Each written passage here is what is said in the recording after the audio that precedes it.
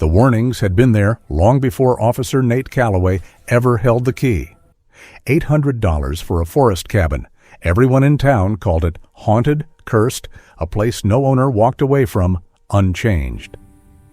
Nate didn't believe in ghosts. He just needed a roof and a quiet corner of the world for himself and Atlas. But on the first night, the floor seemed to breathe. The fireplace warmed itself in the middle of summer. And Atlas, the calmest dog Nate had ever known, growled at the back wall as if something inside the cabin still remembered him. A bargain cabin, a loyal dog, and a silence heavy enough to feel like watching eyes. If you're ready for a story where the whispers aren't about ghosts, but about something beneath the floor no one in town dares to name, hit subscribe and stay with us. You'll want to know what this place has been hiding. The heat hung low over the pines, thick as summer dust, the kind that slowed a man's breath. Nate Calloway arrived at the cabin just as the sun folded itself into the ridgeline. He stood still for a moment, letting the silence of the place settle on his shoulders. At 38, he carried the wiry frame of a man who had worked more nights than days. Lean, sun-browned, a quiet resolve drawn into the lines of his face. His faded navy police shirt clung to him in the heat, and his boots scuffed the dry needles as he stepped forward. The cabin, bought for $600 from a man who barely remembered owning it, looked tired, but waiting.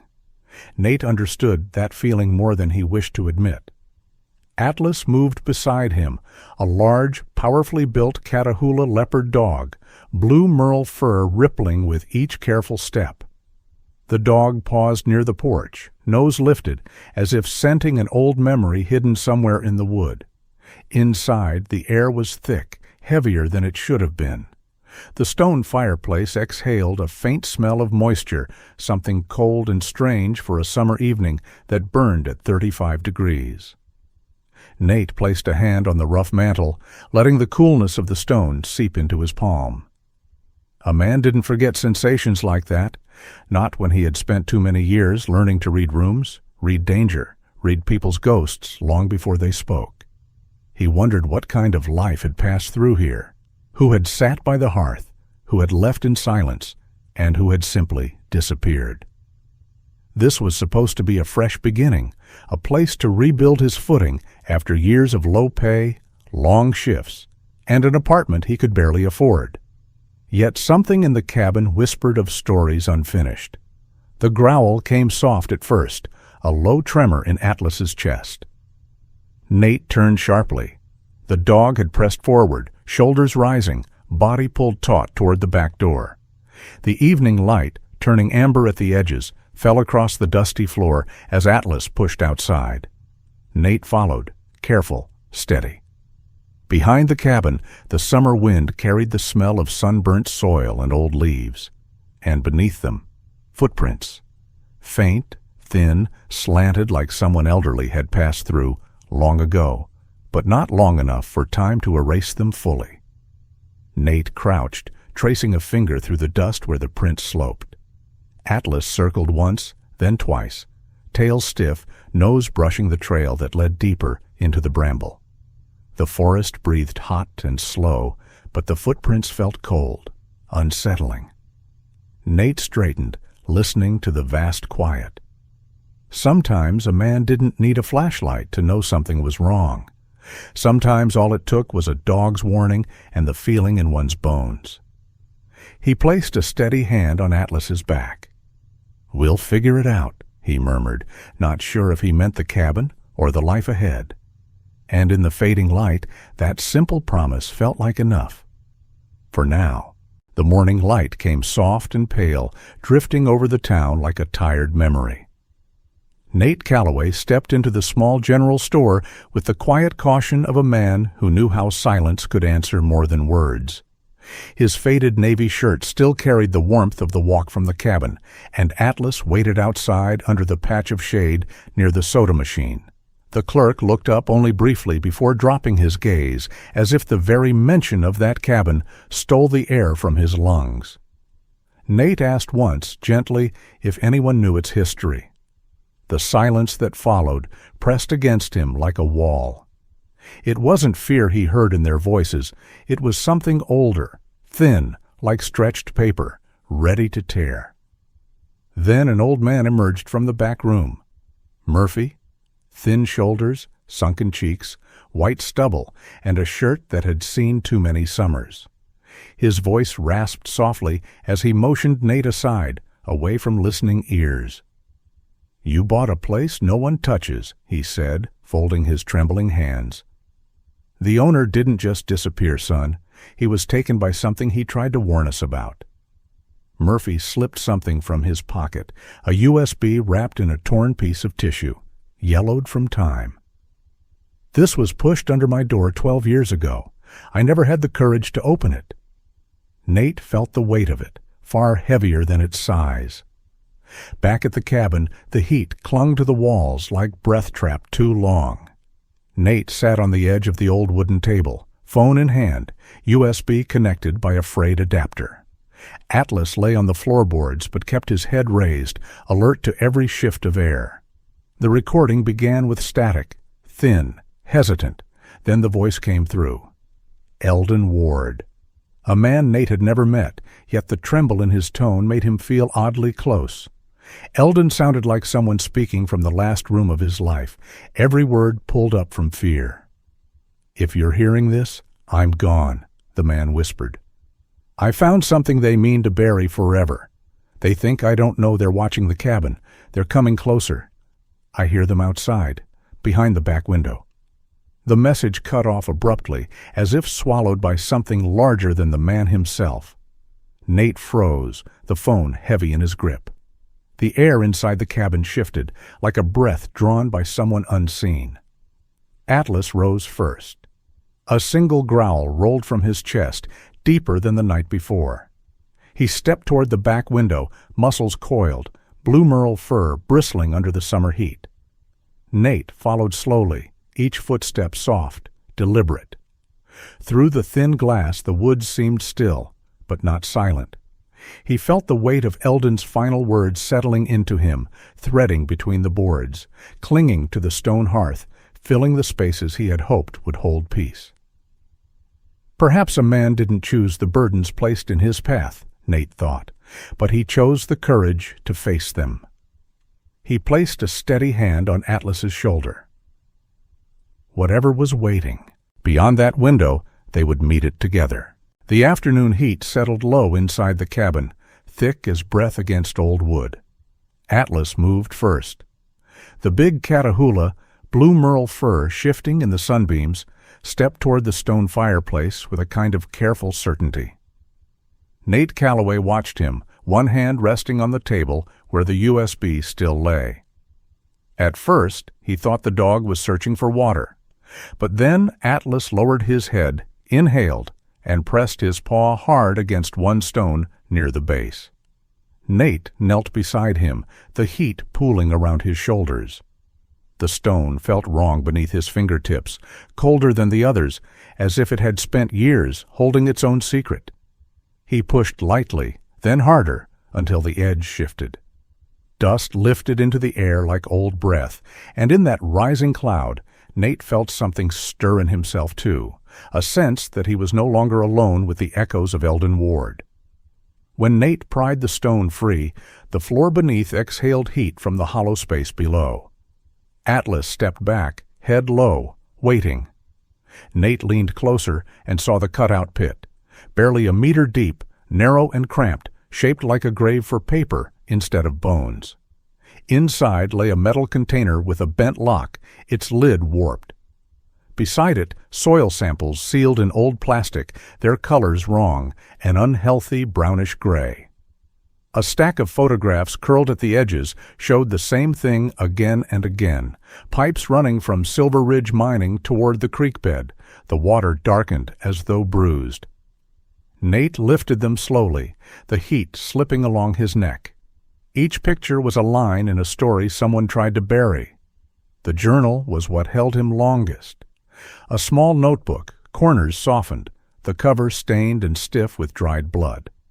Nate opened it carefully, as if pages could crumble under a breath. Eldon's handwriting was hurried in places, neat in others, like a man wrestling with fear but determined to leave something behind. He wrote of tests he had run, readings he had taken, warnings he had sent that were ignored. And at the last page, in a shaky script, "If I disappear, find the one paid the most to stay silent, the sheriff." The page ended there, torn clean through the name. Nate sat still for a long moment, the half-finished word echoing inside him. Wade Morrick had always been blunt, worn by years, a man who carried the weight of the county on his back. But trust was fragile, and Nate felt something crack quietly inside him. He closed the notebook, resting his hand on Atlas's back. "Whatever this is," Nate whispered, "we'll follow it to the end." And in the heavy summer air, that promise settled like truth. The noon heat pressed against the cabin walls like an open furnace, dry and merciless. Sheriff Wade Morrick stood outside without knocking. Nate Calloway noticed him through the window first, a tall, heavy-set man in a dark brown sheriff jacket despite the 40-degree heat, hat pulled low, boots planted wide in the dust, the kind of stance only men with long authority ever dared to take. His face, lined and stern, held a mixture of weariness and something harder to name. Nate stepped onto the porch, the boards warm beneath his boots. Atlas followed, blue merle fur rippling in the glare, body tensed as if reading a story written in the sheriff's posture. Morrick didn't speak at first. He simply scanned the cabin, his gaze lingering on the doorframe, the window, the disturbed dirt near the back. When he finally looked at Nate, his voice came slow and gravelly, carrying the dryness of old roads. "Calloway," he said, "land like this isn't safe for a man living alone." There was no concern in the tone, only warning. Atlas growled, deep, low, a sound that rose from muscle and instinct, the kind he used only when danger stepped close enough to breathe on him. Morrick didn't flinch. His eyes, cool, unwavering, shifted to the dog, and for a moment the world fell into a heavy silence, broken only by the rattling of heat against the metal gutters. Nate had seen Atlas react to threats before, but never like this, never with his shoulders lifted and teeth bared tight, as if facing a man whose presence carried the scent of violence. "Easy," Nate murmured, laying a hand on Atlas's back while never breaking his stare with Morrick.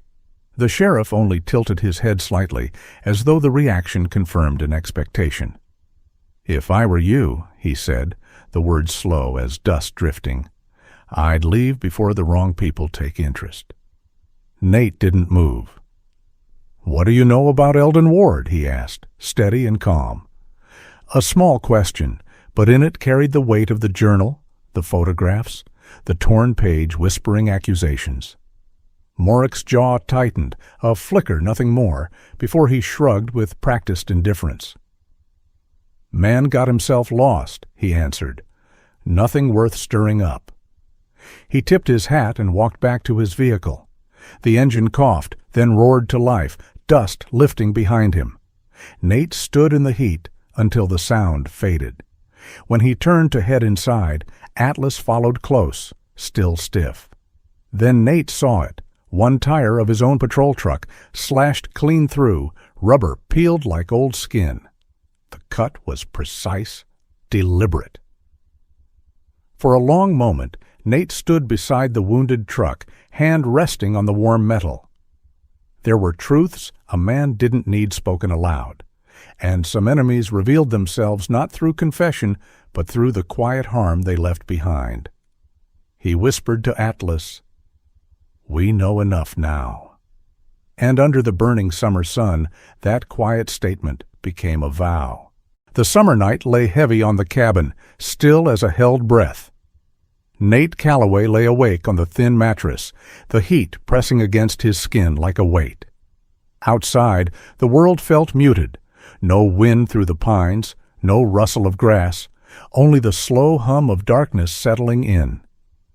Atlas rested near the door, his large blue merle body rising and falling with each steady breath. In the quiet, Nate felt the nearness of something he could not name, a tension that lived beneath the floorboards and inside his own chest.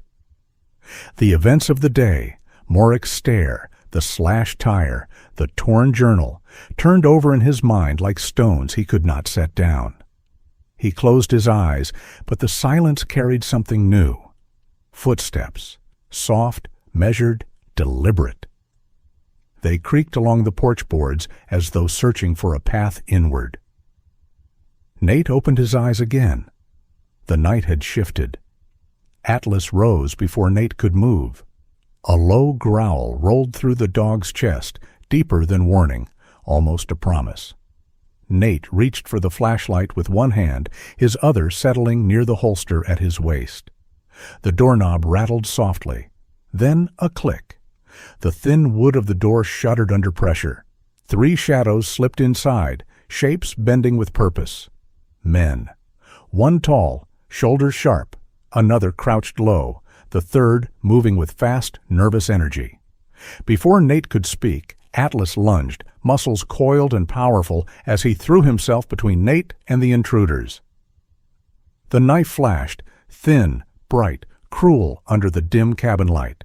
It grazed the air near Atlas's neck, missing by the width of a breath. Nate's heart stilled, then surged.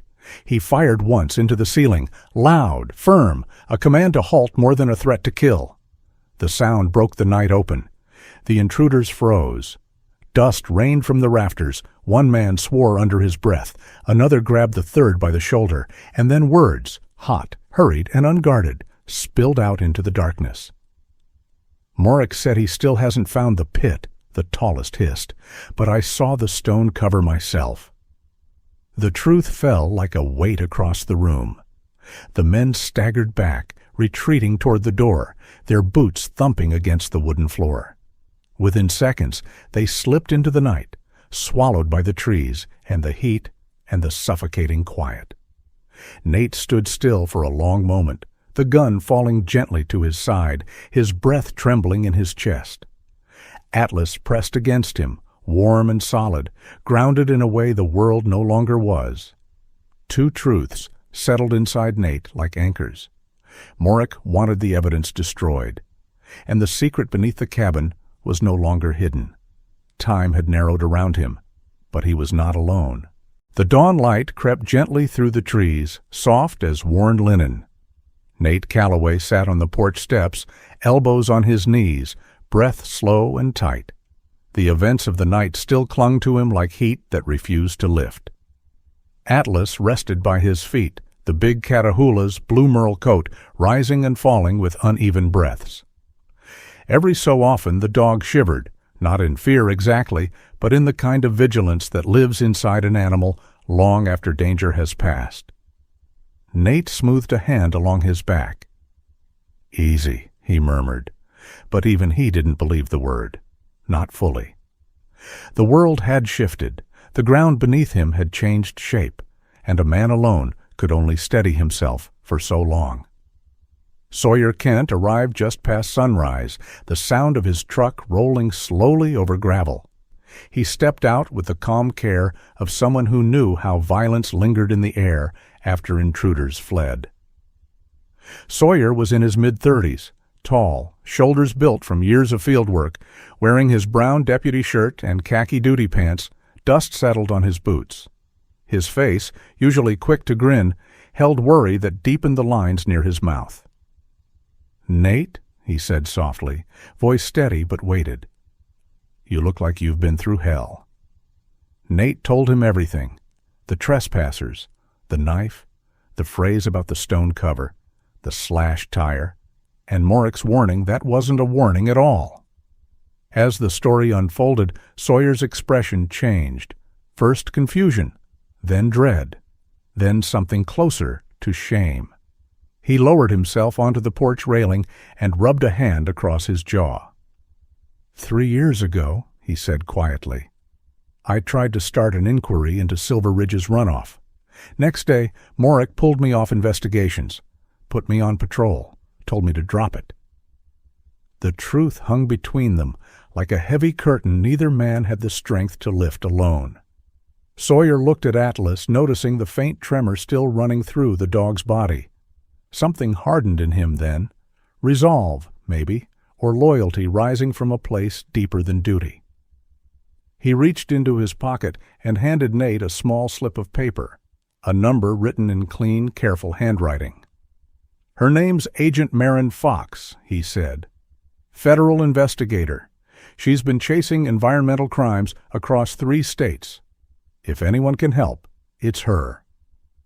Nate felt the weight of it, the lifeline, the risk, the trust Sawyer offered. They talked quietly, voices low beneath the rising morning heat. A plan formed between them. At 6 o'clock the next morning, Nate would call Sawyer and Agent Fox to confirm he was safe. If he didn't, Sawyer would go straight to the FBI. No hesitation. No more silence. Nate leaned back, exhaling slowly. Atlas shifted closer, warm against his leg.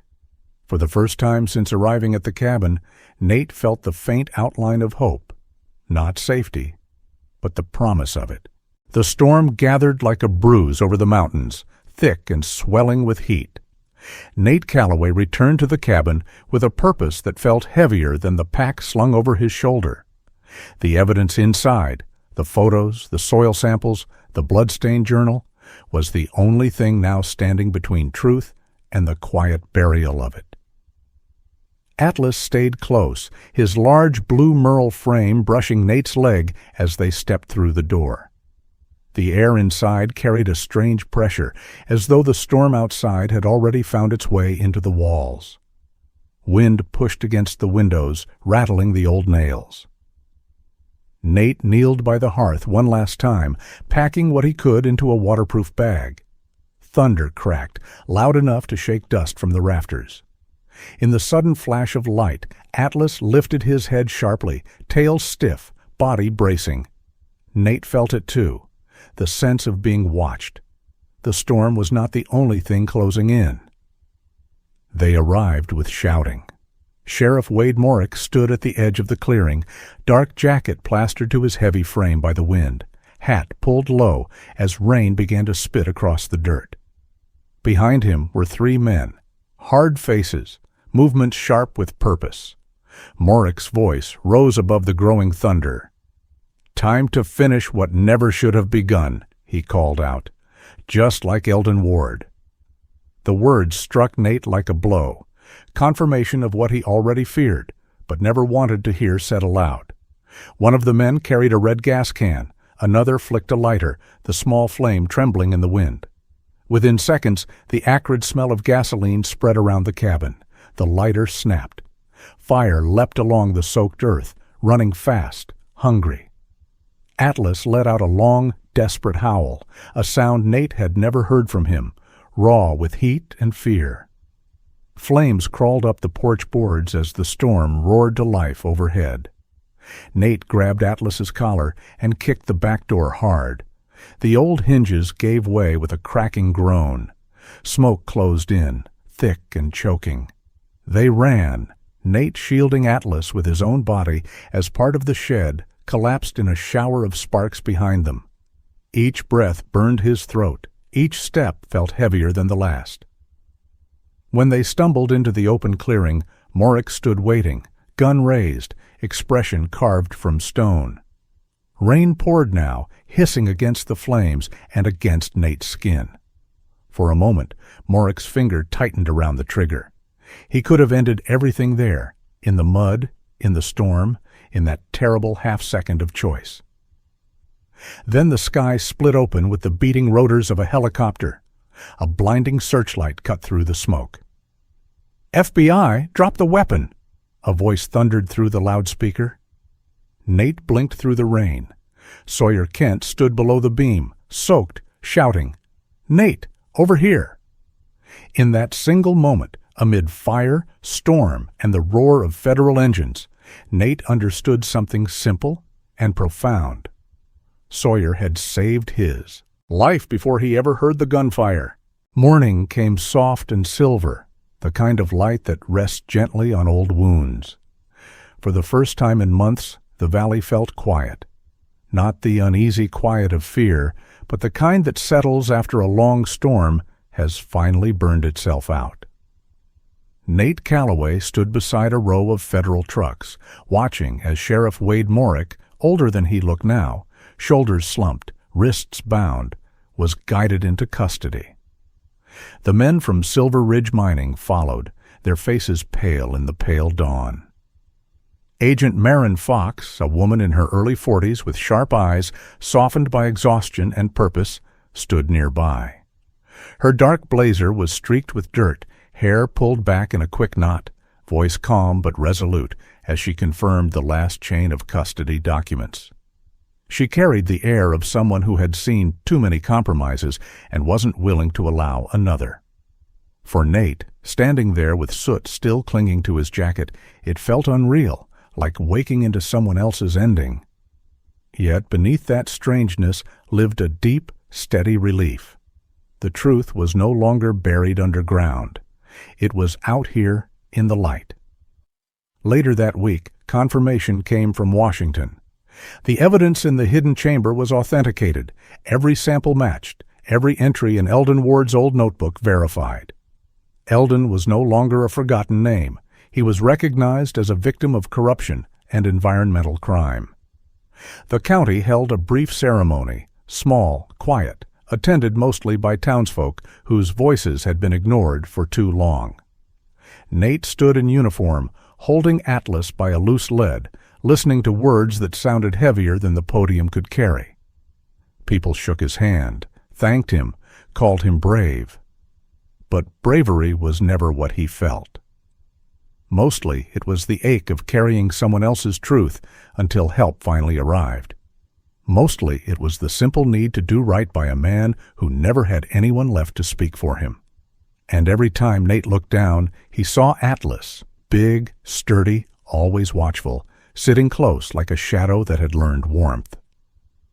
The dog's presence reminded him that courage often walks on 4 legs before it ever stands on 2. The cabin was rebuilt with local hands, rough pine, new supports, windows that opened wide to the mountains. On the afternoon they finished it, the sun lay gentle across the porch boards, warm and clean. Nate opened the door and stepped aside. Atlas hesitated only a moment.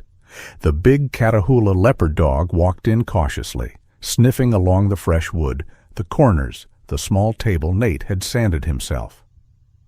No low growl rumbled in his chest, no nervous pacing, no trembling legs, just slow breaths, deep and steady. Then Atlas padded over to Nate, leaned his weight against the man's leg, and rested his head across Nate's knee with a softness Nate had never witnessed before. It felt like the first unbroken silence after years of strain. Nate let his hand rest on the dog's broad neck. "It's over now," he whispered, voice low, worn, full of something like grace. "We're safe. You got us here, boy." Atlas closed his eyes, releasing one quiet breath, as if saying he was home at last and would walk beside Nate for the rest of whatever road remained. When life feels heavy and the world seems carved with shadows, remember this. Truth has a way of rising, even from the quietest places. A burned cabin can be rebuilt. A wounded heart can find steady ground again. And sometimes the peace we search for walks toward us on 4 legs and lies down at our feet. If this story gave you a little strength tonight, share it with someone who needs to breathe easier. Leave a comment, tell us where you're watching from, and subscribe to stay with our family. May your days be guided by courage, honesty, and gentleness.